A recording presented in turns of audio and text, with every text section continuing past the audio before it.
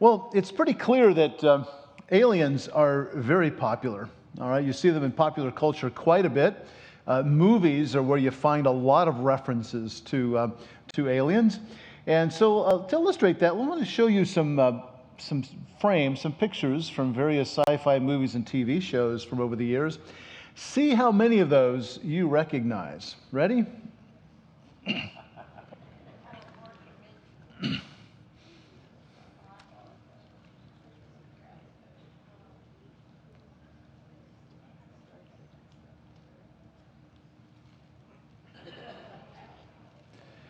Did anyone recognize all of them?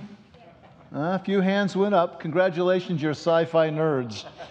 A lot of those, some of those came from movies made before I was born, believe it or not. And, space aliens, flying saucers, we see them all over the place. In fact, I've even seen an alien flying saucer. I have a photograph to prove it to you. Right there I am, standing in front of it. If you don't believe me, you can go about an hour and a half north of here near Dayton, Ohio, and visit the Air Force Museum. I was just there last weekend, and we took this photograph. And you can see, indeed, there is an alien flying saucer. Okay, how do I know it's an alien flying saucer? Well, first of all, it's shaped like a saucer, right? Got that part out of the way. And this thing actually did fly. Back in the 1950s, they tested this thing. Back then, even today, they're trying all sorts of weird things. The idea back then is they wanted to have a jet aircraft that could take off from the ground straight up and then hopefully go to high altitude and fly even maybe supersonically. And they thought a saucer would be the best way. And you can see the two glass domes there, one for the pilot and one for the co-pilot. What makes it an alien flying saucer? By the way, it did fly. It never did fly more than a few feet off the ground, unfortunately. It didn't work out very well, but it did fly. What makes it an alien flying saucer? Well, this particular model was designed and built by the Canadian Air Force.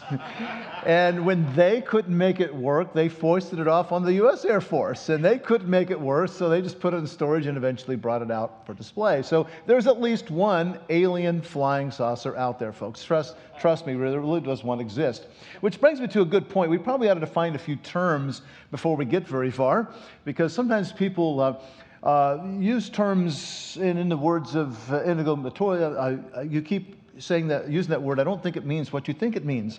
Okay, first of all, an ET, that is short for extraterrestrial. That comes from the Latin terrestrial meaning and extra meaning out of the earth. So that is a technical term, by the way. But colloquially, we might say space aliens or LGM. What does LGM stand for? Anybody? Little green men, okay, that's a quasi-technical term, okay? It's been used for quite a while that way. And then another term, not nearly as technical, in fact, it's pretty colloquial, is flying saucer, and this presumably would be a spaceship flown by LGM. Okay, so now as I've just defined flying saucer, this flying saucer I showed you really isn't, because it wasn't flown by LGM unless they spray painted themselves green or something before they took off in it. The next term is technical, UFO. It stands for unidentified flying object. How many of you today have seen UFOs before? Anybody? Raise your hand if you've seen it. A few hands went up. Okay, what's the matter with the rest of you? Are you afraid I'm going to think that you're kind of weird if you do? Okay, well, I'll help to tell you that I have seen many UFOs in my time. Any other hands going up now? How many people have seen UFOs? Not many. Okay, what don't you understand here? Let's go over this. Three parts of this term. First of all, you see something up in the sky. It must be something, so therefore it's an object, right? So we got the O, okay, right? Now, if it's up in the sky and it stays there, it moves around, it obviously must be flying, otherwise it would fall like an anvil, right? So therefore, it's a flying object. Now, if you've seen an object in the sky that isn't falling like an anvil and you don't know what it is, then you have not identified it, have you? So if you've not identified it, it's unidentified, isn't it? So if you've ever seen anything in the sky flying around, or not falling out of the sky, and you didn't know what it was, you have seen a UFO. How many now have seen a UFO? Every hand should be up. If you aren't raising your hand, then you obviously have not been paying attention. All right, very important. Now, that's to be contrasted with an IFO. That is a technical term too, though few people seem to know that term. What is it? It's an identified flying object. You know what? I've seen many UFOs, but I've never walked away from one. And it doesn't mean I've run away either. It means that I have bird dog that thing to find out what it was. I had one 3 years ago that I saw that buffaloed me for quite a while. I finally figured out what it was. That was the one I had not identified. Finally, I took it out of the UFO file and put it in the IFO file. So that's a technical term. Many people don't talk about it much. Don't you love that flying saucer, folks? I love that flying saucer. All right. I want to just point out a couple of things. Number one, a UFO and a flying saucer are not the same thing. UFOs and flying saucers are not the same thing. And this is one of those moments where people use terms I don't think they know what they mean when they use them, because I hear many people use the term UFO when they clearly are referring to a flying saucer. I think somehow people think if you use the term UFO, it just sounds like they know what they're talking about. But when they use the term UFO to refer to a flying saucer, it tells me they have no clue what they're talking about at that point, because these are precise terms, folks. For instance, there's a show, it's on late night on radio, on the AM dial. I won't tell you the name of the show, but it is heard from coast to coast. All right, last time I saw that, nobody laughed. So at any rate, on this show from time to time, when I'm up in the middle of the night listening to it, I hear the host, guests, and many callers into the show that use the term UFO when they clearly mean flying saucer. When they talk about these things flying around and being from some other planet, clearly they're not UFOs. In fact, if you have identified it as a flying saucer, it can't by definition be a UFO, right? If you think it's a flying saucer, you've identified it, haven't you? So our primary goal, I want to emphasize this again, our primary goal whenever you see a UFO is to try to convert it from a UFO, from the UFO file, and put it in the IFO file. I think there are many people, when they see something in the sky, they don't know what it is, they say it must be a flying saucer, and they're done. And that's just being lazy and taking a shortcut to all of this. Now, we at Answers in Genesis and the Creation Museum, we believe in approaching the world in a biblical manner. I hope many of you, or all of you, do the same thing. We should always turn to Scripture for our authority on these things and find answers on these things. And so I'm sure that all of you have read that chapter in the book, in the Bible, that deals with flying saucers and UFOs, haven't you? I always get worried when I ask that question. Oh yeah, I read that just last night. I love that. There is no such chapter in the Bible. All right? Some of you are kind of worried there for a minute, I could tell. There are many things questions that are not directly addressed in Scripture. So what do you do when you encounter a question that isn't directly answered? Well, you study Scripture, you learn about the Lord, about His revelation to us, you develop some principles of things about life, and you can take those general principles and apply them to those things. That's what a wise man does. That's why study of Scripture is important. So we can take scriptural principles, I do believe, and apply it to this situation. I'll do that in just a few moments. Let me set the stage a little bit. You may ask the question, how did this fascination with flying saucers and little green men and all this kind of stuff get started? And most of us trace it back to an incident that happened in June of 1947. No, not the one in New Mexico. I'm talking about one that happened in the state of Washington. There was a man named Kenneth Arnold who was flying a light plane. He was a businessman, and as part of his business, he traveled around, and he would use the plane if he had to travel some distance away. And he left the Tacoma airport, and I think he was going to Spokane, I'm not sure now. And about an hour later, he's flying past Mount Rainier, and he saw 9 shiny objects moving along. And at the time, he estimated their speed to be quite a bit faster than the speed of light, 1 to 2 times the speed of light, speed of sound, 1 to 2 times the speed of sound. Now, how did he do that? Well, what he did is he could see them moving like this in his field of view, moving like that, let's say left to right, right to left as you're looking at me. And he estimated how far away they were, and from that he estimated that their speed was hypersonic or supersonic, beyond the speed of sound.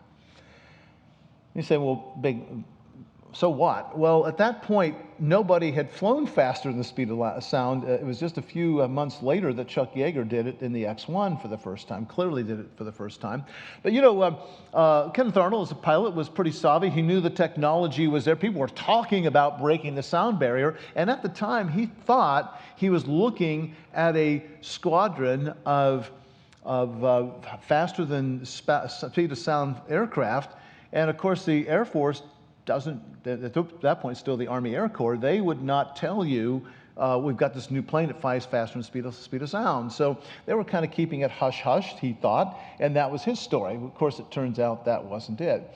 Well, he landed his plane a little later, and he asked to see the director of the airport where he landed, and he reported what he saw. And word got around, other people came by to speak to him, and over the next couple of days, he told his story repeatedly. It started to spread, and newspapers began to pick them up. Now, he described them as flying objects, shining flying objects, and then asked to describe how they flew. He said they moved like saucers skipping on water. And what he meant, if you take a flat, round object like a stone, and you throw it with spin like this, and it hits the water, it kind of hovers. It's kind of cool to watch. You've all done this, haven't you? I would suggest you don't use saucers. It's a little cheaper to use stones to do this.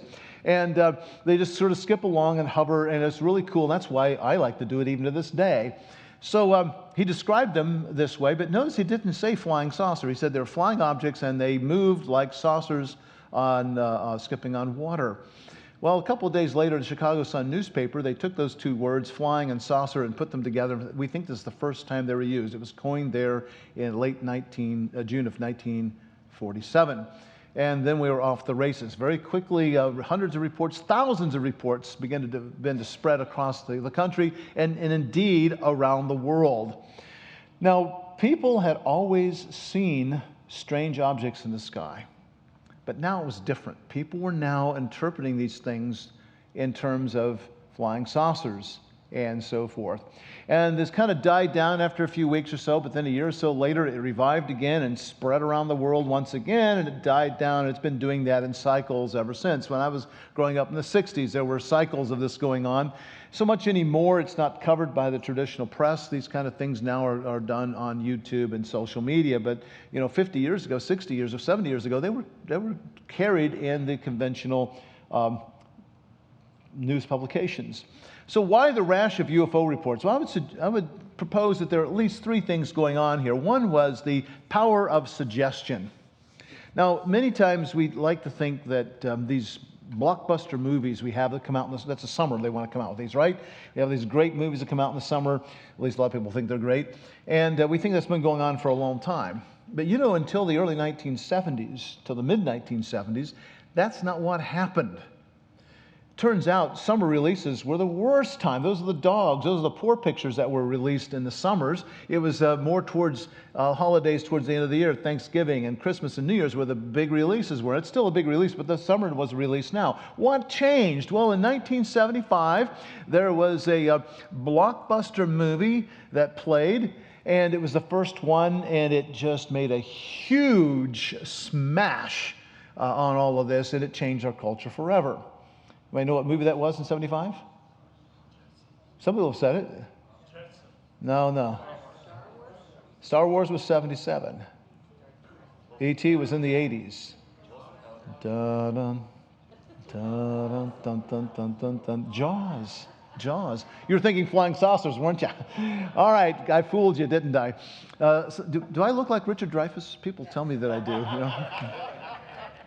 How do you know I'm not Richard Dreyfuss? Just pretending to be Danny Faulkner. That'd be a good acting chore, wouldn't it? All right.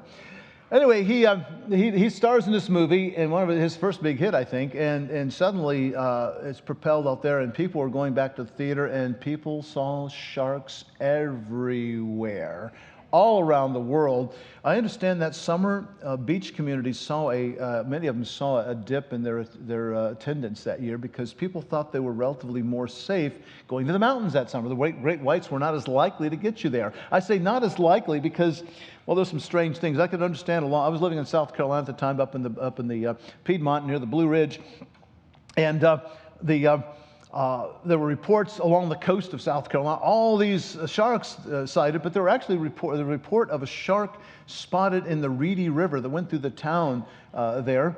Now, you probably never heard of it unless you've been there. And the Reedy River, there's not a place I don't think I couldn't walk across it. I could roll my pants up and probably not get my pants wet. And there are a couple of waterfalls and some shoals.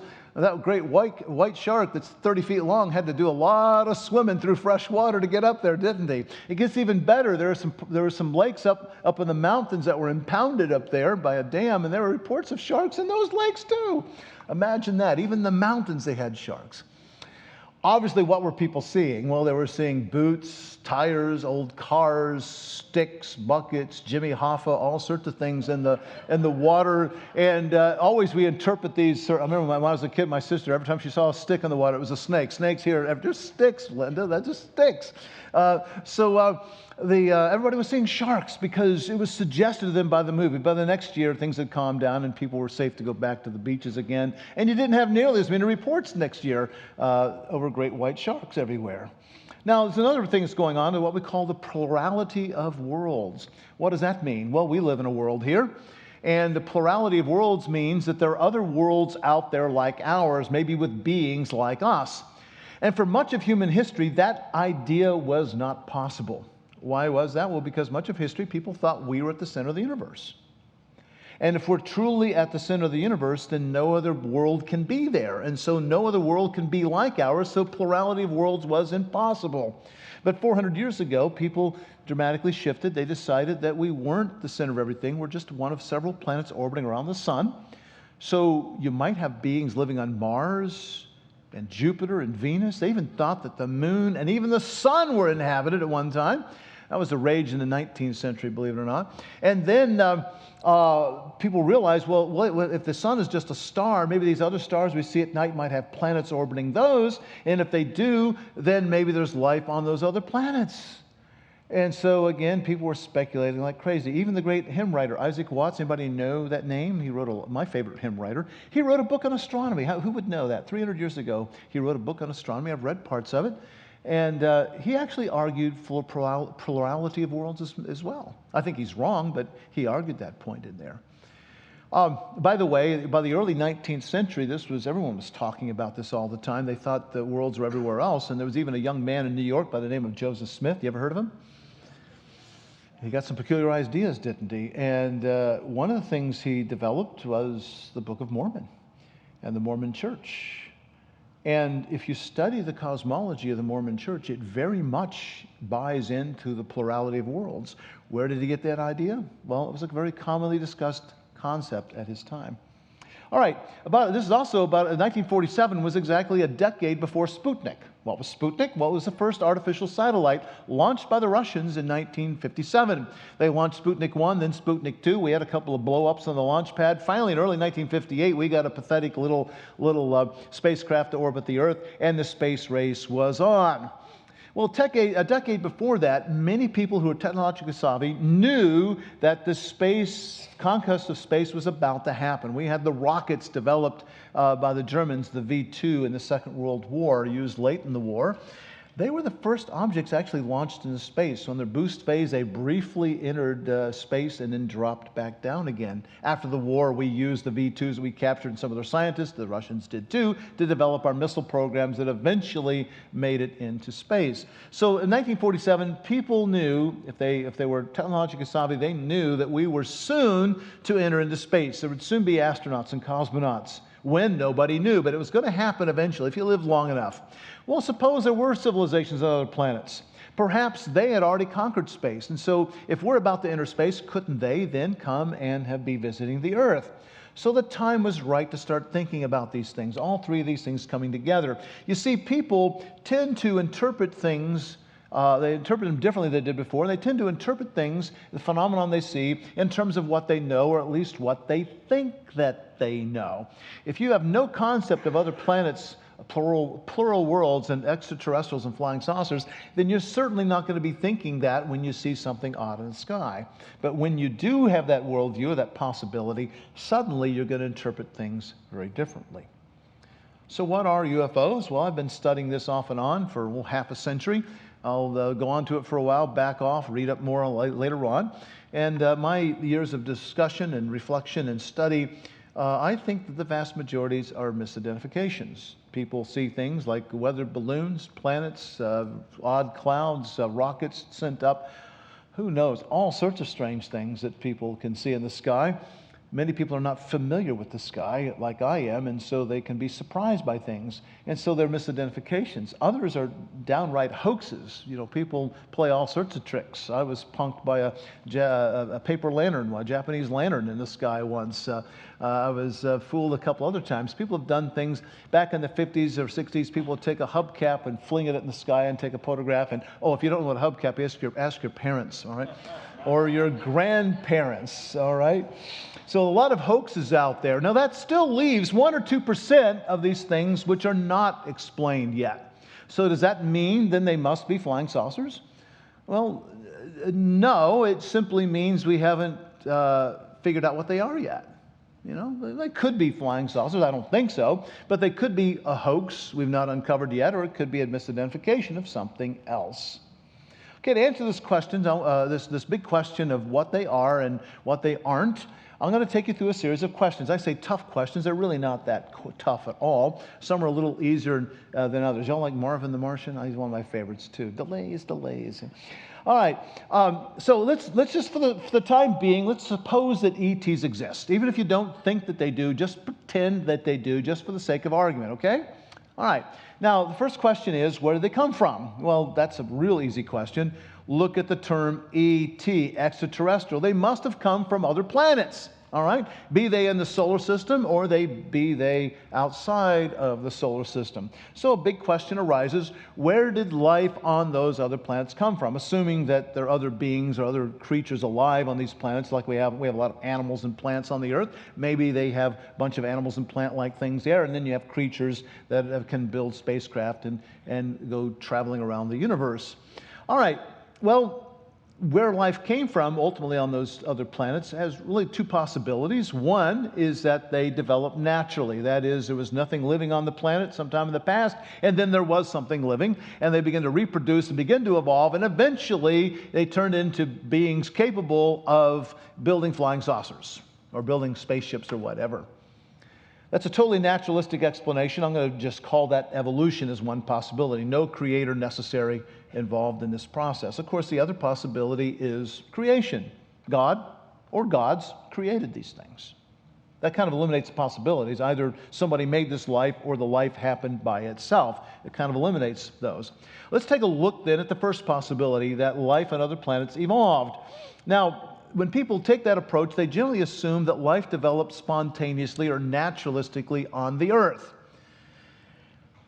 I've never heard of anybody who believed that life on Earth was created by God, but yet believed life elsewhere in the universe somehow evolved. I guess it's possible someone could think that, but I can't fathom somebody would seriously suggest such a thing. So what I'm saying is that people who believe that life developed elsewhere believe it developed on the Earth as well. So the question is, if you're committed to the belief that life developed naturally on the Earth, no God involved, it's all through an evolutionary process, did life arise elsewhere in the universe? Well, there are two possibilities once again. One is no, but if that's the case, then by definition we are alone in the universe, and that makes the Earth unique. And if the Earth is unique, it makes it exceptionally special. And if it's exceptionally special, then that drags you right back to creation again, doesn't it? Consequently, most people who believe in the natural origin of life and our evolution on this planet are committed to the belief that life also evolved elsewhere. There are very few evolutionists, committed materialistic, naturalistic evolutionists, who believe that life is unique to the Earth. There are a few. But most evolutionists do not agree with that assessment. They play the odds. They realize, well, the probability must be that it happened to lots of places. Otherwise, we're pretty special in all of this. So if that's the case, then they would argue that life is likely to evolve wherever the conditions are right. And so if you have life that evolved, then probably intelligent life also evolved. Now, wouldn't it happen on every planet? Not every planet where the conditions are good would life necessarily arise, they would say, but many times it would. Nor would you necessarily evolve into a form of life like us that has intelligence and the ability to build things and dream and so forth. After all, it took 3.5 billion years to reach us. On some planets, maybe evolution would stop at cockroaches or clams. And neither cockroaches nor clams, I don't think they can make flying saucers. One reason is they lack opposable thumbs, which makes it kind of difficult to manipulate tools, but there are a few other reasons why. I think you would agree. Now, I'll give you a few examples of how this thinking drives science. There's this thing called SETI, S-E-T-I. Anybody know what it stands for? Search for extraterrestrial intelligence. It's supposing that intelligent life exists on this planet. I think the jury may still be out on that one, but we'll let that go for the time being. So you're looking for intelligent beings elsewhere, and the way they do this is a guy named Frank Drake started this back in 1960. He said, look, we've been broadcasting then for about 50 years, all sorts of radio broadcasts, and this stuff leaks out from the Earth. So if somebody had a very large radio dish pointed back towards the sun, they wouldn't see the Earth, but they'd still pick up radio transmissions. And if they had a very fine tuner, they could actually pick up on radio and television broadcasts coming from the Earth. Okay, now we know there's no intelligent life on the Earth, right? If you listen to much radio or watch much TV, right? Okay, we'll let that go anyway. Now we can turn the process around. If another civilization exists out there and they've already conquered space, it's inconceivable, another allusion to a famous movie, it's inconceivable that they could have done that without inventing radio first, right? Radio would have to be there. So we can turn this around. We can turn these very sensitive radio dishes out there and tune very carefully and look for radio emissions. Frank Drake did the first experiment into this in 1960. It's come a long way since then. There are now 2 full-time programs going on where they actually try to monitor other signals coming from space. The rage 20 years ago was download this stuff on your desktop or laptop, so when you weren't between looking at cat videos and playing solitaire, you got a lot of CPU that's not being used, and in the background this thing can search through all this data, and by the way, terabytes of data have been collected.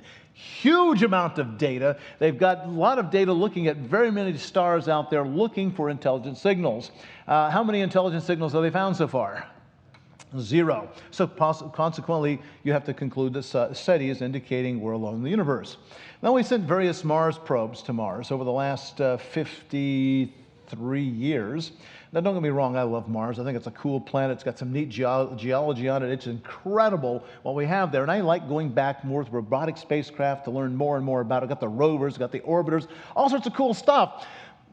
But I could do without the boilerplate they have all the time. The boilerplate they put in there. Why do we go to Mars? Well, they spend a lot of time talking about searching for life on Mars. Maybe it once existed there. It can tell us where life came from on the Earth. Well, it's nonsense, because how much evidence have we found of life on Mars? 0. There are better reasons to go to Mars. I think the data are in. There's no life on Mars. There probably never has been any life on Mars. Okay, another thing, they try looking for liquid water. Would you agree that liquid water is essential for life? Yeah, 75-80% of your body is water, and that's pretty true across the board with living things. Water is an incredible thing. I could do a whole talk just on water and how important it is for life. It's inconceivable that you could have life without liquid water. Did you also know that water is the most abundant, H2O is the most, perhaps the most abundant molecule in the universe? We see it all over the place in astronomy. But guess what? Everywhere we've actually seen water, detected water, it's always in the form of gas or solid. We've never actually observed liquid water anywhere else in the universe. Only on the Earth, and it's in abundance. There are a couple of satellites of the outer planets where they suggest there might be liquid water below the surface. Indirect evidence at best. There may or may not be liquid water. I'm pretty certain there's no life down there, even if there is liquid water. So how much liquid water we found? 0 out there. Okay, what about the search for extrasolar planets? These are planets orbiting other stars. I mentioned before about the plurality of worlds. That was mere speculation until about 25 years ago, when the first unequivocal discovery of stars orbiting, planets orbiting other stars came in. And the data have come a long way since then. They have found about 4,000 planets orbiting other stars. 4,000. That's a lot. The gold standard is to look for Earth-like planets. How many Earth-like planets have they found? 0. Every year or so they have an announcement, maybe once or twice a year, an announcement of an possible Earth-like planet, but it takes about 5 to 10 minutes on the internet to prove that no, they're not. They're not, or there's something wrong with each one of them. And then finally we come to this thing called astrobiology. Astrobiology is defined to be the study of life elsewhere in the universe. There are two actually professional journals. One's called Journal of Biology, I think, and the other one's called simply Astrobiology. One's a quarterly, one's comes out every other month, 6 issues a year. They've been publishing for 15 or 20 years now. There are, you can now get a college degree, a master's, and even a PhD in astrobiology in several universities. It's usually a joint program between the biology and the astronomy departments. And they're astrobiologists, professional astrobiologists. There are conferences every year. I'm a member of the American Astronomical Society. It's a professional society for astronomers, and sometimes at our meetings, I go, well, not all the time, but often enough, to our semi-annual meetings. And oftentimes when I go, there are sections, sometimes multiple sections on astrobiology. I can't help myself. I have to go to them. They're a hoot to go to. And you look at the papers that are generated and all this kind of stuff, and they have all these articles about life on other planets. Let me ask you, how much evidence do we have for life on other planets? Zero. See a trend here? Apparently, astrobiology is the one science for which there is no data. And they think we creationists are strange. All right? I'm just saying. All right. Let's look at the other possibility. Did God create ETs? Already, this is not a scientific question now, is it? It's a theological question, isn't it? It's a theological question. And I would draw, remember I talked about those general principles we draw about the world? I'm going to draw a couple of general principles for you. First of all, I noticed that God's attention appears to be centered on man. That doesn't mean that the earth is absolute center of everything. Doesn't have to be. But it is, being the abode of man and the special place God made for us, it is the center of God's attention. And if it's geographically there, it doesn't matter. God knows where we are, and that's all that matters. Now, a question arises, if ETs, when you say the word ET, you're talking about beings like us. Maybe they don't have opposable thumbs exactly like ours. Maybe they don't have 10 digits on our hands and 10 digits somewhere else. I don't know. Maybe they're shaped differently. Maybe they're not green. Who knows what they look like? But if they're going to be like us in every respect, that involves things like will and emotions and intellect and all this kind of stuff. And if that's the case, then the question arises, they're really like us. Do they have souls like we have? Do they have souls like us? If they don't, then they really aren't like us at all, are they? They're very, very different if that's the case. So if they're truly like us, they better have souls. And if they have souls, are they in need of salvation? Do their souls need to be redeemed because of sin? If so, then why? There's several possibilities. Was it for Adam's sin? Was it for Adam's sin? Well, that's a possibility. That means then that Jesus came on to redeem for that sin. But keep in mind, to the aliens, we're the aliens. Earth is an alien world. So if you were living on one of these other planets and you wanted to share the gospel with people, wouldn't your gospel message start out something like this? A long time ago, in a galaxy far, far away. I think you see the folly of that. Enough said. All right? Okay, if it's not for Adam's sin, could it be for sin introduced on the other planets? That is, maybe on each planet there was an Adam-like creature and an Eve-like creature, and each one of them individually sinned. So you've got not just Adam's race, but Zardok's race and Zuzov's race, all these different creatures on other different planets. But then wouldn't that require redemption for each one of those worlds? So when Jesus he came to this earth, he was born a virgin, lived a perfect life, taught, and then he was laid down his life for an atonement for sins, rose from the dead and victory over death and sin, ascended up to heaven to go to another planet to do it again and again and again and again. Well, if you know the New Testament very well at all, you know when Jesus left this world, he did not go to another world. Where did he go? He went to heaven to sit at the right hand of the Father. Other places he said, I go to prepare a place for you. I mean, it's very clear Jesus left this world and went to heaven to be with the Father and prepare for us. So I think quite literally, Jesus died once for all. Okay, so if it wasn't for Adam's sin, and if it's not for their own sin on their own planets, then the only possibility is maybe they never fell into sin. Maybe they were always stayed in a sinless state, unlike Adam's race.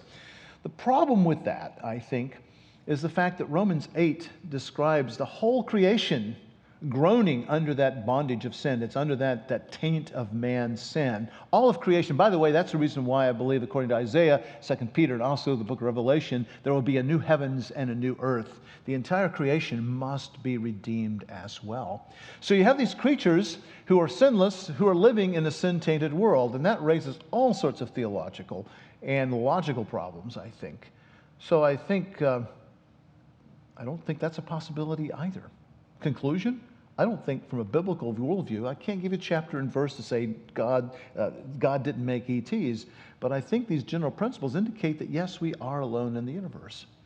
Now, let me take a little interlude here. I mentioned Frank Drake, the guy who in 1960 wanted to start SETI. He started the first SETI program. The following year, in 1961, he decided, well, we need to kind of quantify this. If I'm going to start looking for alien worlds, I need to get a handle on how many alien worlds there might be out there. So he came up with this Drake equation. You didn't know there was going to be some math today, right? I'm sorry, I apologize, but we'll make it just as simple as possible. Notice the Drake equation starts off with n on the left side, and it's equal to the product of 7 numbers. Okay, n is equal to the product of 7 numbers. So what are those numbers? Okay, first of all, n on the left side was the number of civilizations in our galaxy which communication might be possible. Now, the Drake equation, he had formulated it in the sense of communication, just picking up radio signals. But we can generalize this to how many civilizations might be out there flying around in space, like us. The probability of them coming here to visit. The same sort of proposition. So it's equal to 7 things. The first term on the right is the average number of stars formed per year in the galaxy. The second term is F sub p, the fraction of stars that have planets. Notice that unlike R, this is indeed a fraction. It's between 0 and 1. It could be 0 or it could be 1 or anywhere in between. The next one is N sub e, is the average number of planets per star that could support life. I wrote it as a number. I suspect this is a fraction too. It's between 0 and 1, but I can't prove that. Next point, F sub L is the fraction of planets that could support life on which life actually develops. So you got an advantageous Earth-like planet, but life doesn't develop sometimes. Well, what fraction do and which fraction don't? That's the fraction, again, between 0 and 1. And then just because you get life, it doesn't mean that intelligent life will necessarily develop. We're back to cockroaches and clams again, aren't we? So that's a fraction between 0 and 1. And then F sub c is a fraction of civilizations that develop technology like radio or space travel that we could actually detect, or they could come visit us, modifying that ever so slightly there. After all, a world could just, with people like creatures on it, could be stuck in the Middle Ages or in ancient times. It may never get past the catapult or the bows and arrows or something. And then finally, we have L, the length of time over which such civilizations release detectable radio signals or exist so that they can build spacecraft and travel around. You see, back in the 60s, they were worried about the Cold War blowing up the planet. Today, we're worried about climate destruction and everything else. We're always worried in our hubris about how we might destroy the Earth. And the point is, there's a finite lifetime on these civilizations, it's generally believed. It could be 10,000 years, could be 1,000 years, could be 1,000,000, who knows, but there's a finite lifetime. So you multiply these 7 terms together, and that gives you your answer of how many civilizations there are. So let's talk about the evaluation of these 7 terms. Now, let me ask you this. How many of the 7 terms do we actually know? We don't know any of them. So what do scientists do? Well, we evaluate what the likely values are. Now, you see, if you're a scientist, you can do that. But if you're not a scientist, like most of you in the room, you're just making it up. Do you see the difference there? All right, there's a big difference, isn't there? All right, well, make sure you understand the difference. So the estimates, of course, vary widely. Evolutionists tend to have very optimistic estimates. I can understand why. I tend to be very pessimistic. I think you can understand why. Now, I said we don't know any of them. Actually, we know a little bit about them now. For instance, F sub e and N sub e, we have some measurements dealing with those.